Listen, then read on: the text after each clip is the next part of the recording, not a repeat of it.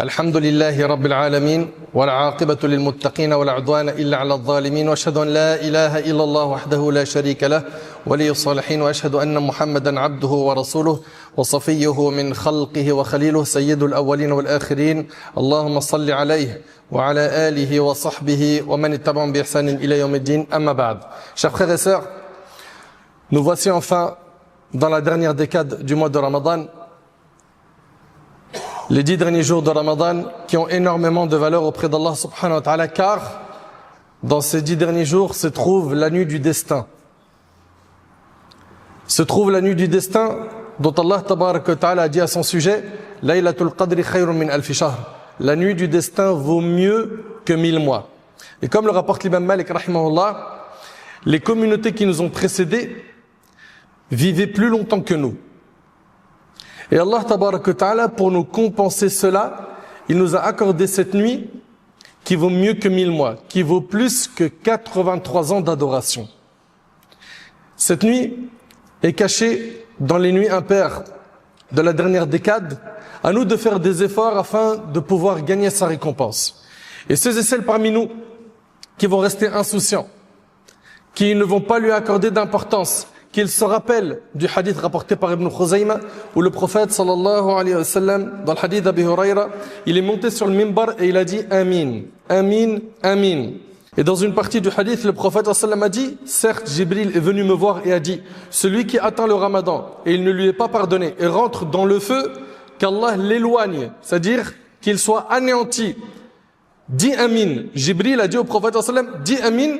Alors j'ai dit Amin. Le prophète sallam a dit Amin. Allahu Akbar. Le prophète sallam a fait dua pour qu'Allah humilie, anéantit celui qui va être exposé au mois de Ramadan et qui ne va pas en tirer profit. Il ne lui sera pas pardonné ses péchés, car cette personne-là n'a pas donné de valeur à ce mois.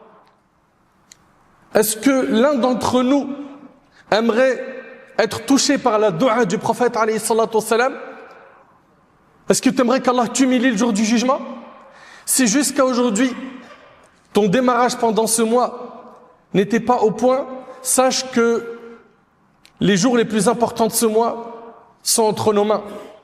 Que la fin de Ramadan a beaucoup plus de valeur que son début.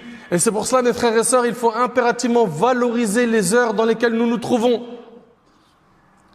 Valorisons-les.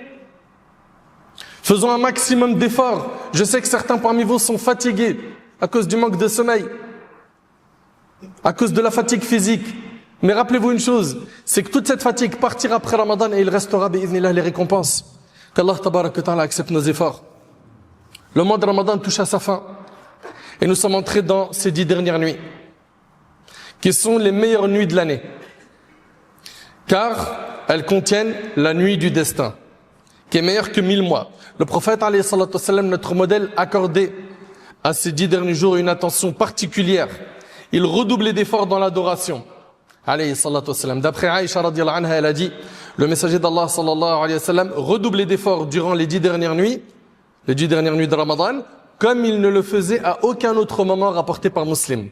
Et selon Aïcha radiyallahu anha, le prophète sallallahu alayhi wa sallam, quand entrait les 10 dernières nuits de Ramadan, il les veillait en prière, réveillait sa famille et redoublait de ferveur rapporté par Bukhari et Muslim. Ici, il y a plusieurs points. 1, c'est qu'il veillait ses nuits en prière. 2, il réveillait sa famille. Mes chers frères, Allah yabarik fikum, rappelez-vous qu'Allah Ta'ala a dit Ya ayyuhalladhina amanu qu anfusakum wa ahlikum nara. Ô vous qui avez cru, préservez-vous ainsi que vos familles du feu. Tu es responsable de ta famille. Il n'est pas concevable que l'homme profite de la mosquée, l'homme profite de la salat, il prie à la mosquée, il lit beaucoup de Coran et la femme elle est occupée uniquement à accueillir des invités et à faire à manger et la vaisselle. Il faut que ton épouse, il faut que tes enfants également veillent la nuit, prient, accordent énormément d'importance au Coran, au dhikr. Ce n'est pas le mois des invitations, ce n'est pas le mois du ventre, c'est le mois des efforts. Mes chers frères, mes chères sœurs, parmi ce qui est recommandé dans ces 10 derniers jours, il y a la retraite spirituelle. Le fait de faire l'i'tikaf, de venir à la mosquée pour se consacrer à l'adoration d'Allah tabaraka wa ta'ala. D'y rentrer avant le maghrib et d'y sortir après le maghrib du jour d'après, afin de faire au moins 24 heures. C'est ce que préconise le madhab de l'imam Malik, rahimahullah. Celui qui ne peut vraiment pas, qu'il reste au moins quelques heures et qu'il se consacre à l'adoration d'Allah. Le prophète sallam consacrait les 10 derniers jours à rester à la mosquée afin de garantir la récompense de la nuit du destin. Aïcha radhiyallahu anha a dit, le messager d'Allah sallam se retirait à la mosquée pendant les 10 derniers jours de Ramadan et ce jusqu'à sa mort. Ensuite, ses épouses firent de même, rapporté par Bukhari et Muslim. Le but de l'i'tikaf, de la retraite spirituelle, est de se consacrer entièrement à l'adoration d'Allah, de trouver la sérénité, de réconcilier ton cœur avec la ibad à l'adoration, de trouver la sérénité, la proximité avec Allah subhanahu wa ta'ala, et de se détacher des préoccupations et distractions de ce bas monde. C'est un moment dédié à l'adoration. C'est un moment où tu vas être en dhikr, en évocation d'Allah, en lecture de Coran, en prière. Tu ne vas pas venir à la mosquée faire l'i'tikaf pour autre chose que cela. C'est pas pour discuter, rigoler avec des amis. Non, c'est pour te consacrer à l'adoration. Et sache que le fait de consacrer du temps à l'adoration, c'est le meilleur moyen de pouvoir corriger l'état de ton cœur et surtout de te faire goûter au bonheur. Allah tabarak wa ta'ala nous dit dans le Coran, Man amila salihan min dhakarin aw untha wa huwa mu'min falanuhyiyannahu hayatan tayyiba. Quiconque homme ou femme accomplit une œuvre pieuse tout en étant croyant, nous lui ferons vivre une bonne vie. Tu veux vivre une bonne vie? Il te faut deux choses. La foi et faire des bonnes actions. C'est avec ça que tu vas trouver le bonheur. C'est avec ça que tu vas apaiser ton cœur, pas avec le matériel. Pense pas que c'est en obtenant des milliers d'euros, des dizaines de milliers d'euros, des millions d'euros que tu seras heureux. Ce n'est pas avec la multitude des biens de ce monde que tu vas avoir le bonheur. C'est avec la foi et c'est avec les œuvres pieuses qu'Allah tabarak wa ta'ala nous accorde une foi inébranlable.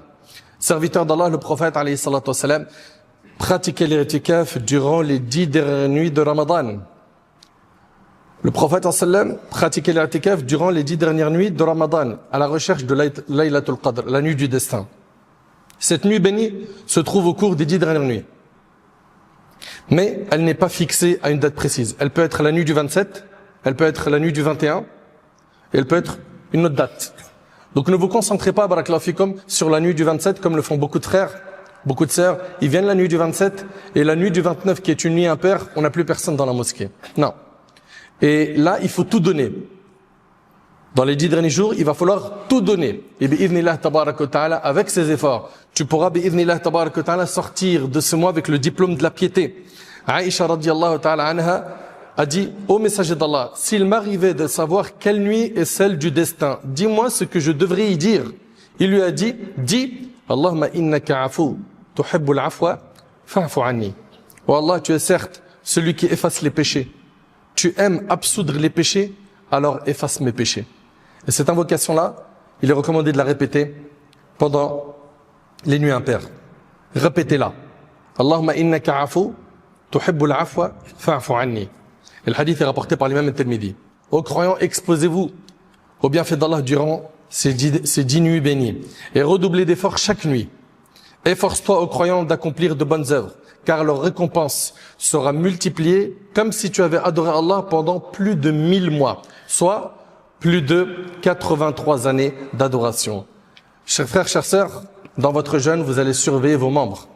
Vous allez faire attention à rester focus sur un jeûne conforme à la sunna, c'est-à-dire mes yeux vont jeûner, je vais pas regarder le haram, mes oreilles également, ma langue va jeûner, je vais faire le nécessaire pour faire énormément de bien pendant les jours qui me restent. Tu vas prier tarawih jusqu'à la fin avec l'imam. Comme ça, tu auras la récompense d'avoir prié toute la nuit. Tu vas avoir ton wird de Coran que tu vas doubler. Tu vas même peut-être le tripler et tu fais le nécessaire pour méditer ce que tu lis du Coran afin que ça puisse avoir un effet sur toi. Pour nos sœurs qui sont indisposées et qui se posent la question, nous, qu'est-ce qu'on peut faire? Évoquer Allah, mes sœurs. Invoquer Allah. Donc, faites du dhikr. Dites subhanallah, alhamdulillah, la ilaha illallah, Allahu akbar, etc. Également, invoquez Allah, faites des du'as.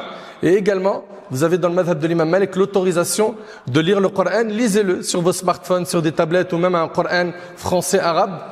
afin de pouvoir profiter de la lecture du Coran. Ce sujet est un sujet de divergence et on ne va pas détailler ce point car ce n'est pas un cours de fiqh, mais nos sœurs peuvent profiter de la lecture du Coran dans le madhab de l'imam Malik. Le dhikr multiplie l'évocation d'Allah subhanahu wa ta'ala. Le prophète a dit l'image de celui qui évoque Allah et celui qui ne l'évoque pas est l'image du vivant et du mort. L'istighfar, demander pardon à Allah subhanahu wa ta'ala. Nous avons énormément de péchés à nous faire pardonner, multiplions cela. Également, fais le nécessaire pour que chaque jour tu fasses une aumône, peu importe le montant. Peu importe le montant, 1 euro, 2 euros, 5 euros, plus, moins, chaque jour, mets de l'argent, fi sabilillah, dans un projet associatif, dans une mosquée ou autre. Également, si tu as la possibilité d'aider des gens à rompre leur jeûne en leur achetant justement le repas du Maghrib, fais-le. Un autre projet également, c'est le fait de payer le repas de fin de nuit pour ceux qui sont dans le besoin. Vous avez par la grâce d'Allah subhanahu wa ta'ala un frigo où il y a le choix. Il y en a, non. Ils n'ont même pas ce frigo, ils vivent même dehors. N'oubliez pas l'invocation Allahumma innaka afu tuhibbul afu fa'fu anni. Et pour terminer, partagez toutes les informations que vous venez d'entendre. Car il y a énormément de musulmans qui ne sont pas au courant que les heures que nous sommes en train de vivre sont valorisées. C'est des heures précieuses. J'implore Allah subhanahu wa ta'ala de nous accorder la récompense de la nuit du destin. J'implore Allah subhanahu wa ta'ala de nous affranchir du feu de l'enfer pendant ce mois béni. J'implore Allah subhanahu wa ta'ala de faire de nous des pieux. Sallallahu tabarak wa ta'ala an yataqabbala minna wa minkum salih.